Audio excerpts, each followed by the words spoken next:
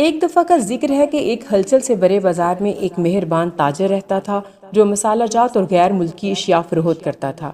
اس کے پاس ایک خوبصورت طوطا بھی تھا جو کئی زبانیں بول سکتا تھا۔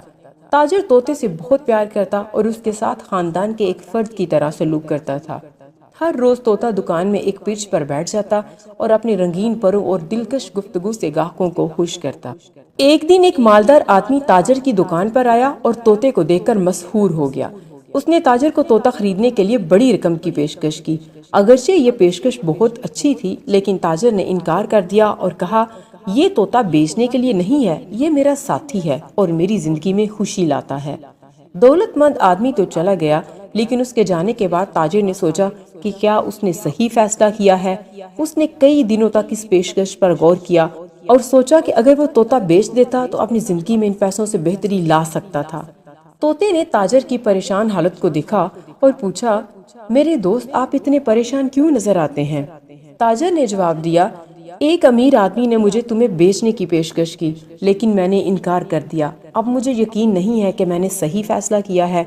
طوطے نے کہا، میں آپ کو ایک کہانی سناتا ہوں۔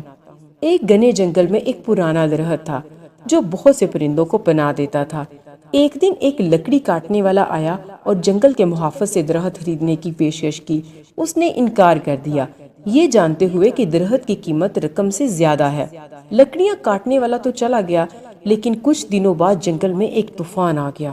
لیکن پرانے درخت کی مضبوط شاخوں نے تمام پرندوں کو تیز آندھی اور بارش سے محفوظ رکھا۔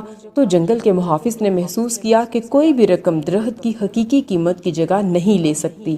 تاجر نے طوطے کے پیغام کو غور سے سنا اور سمجھا۔ اسے معلوم ہوا کہ طوطے نے جو صحبت اور خوشی اس کی زندگی میں لائی ہے وہ انمول ہے۔ اس دن کے بعد سے تاجر نے پھر کبھی اپنے فیصلے پر سوال نہیں اٹھایا۔ طوطا اور تاجر خوشی سے زندگی گزارتے رہے اور ان کا رشتہ اور بھی مضبوط ہوتا چلا گیا۔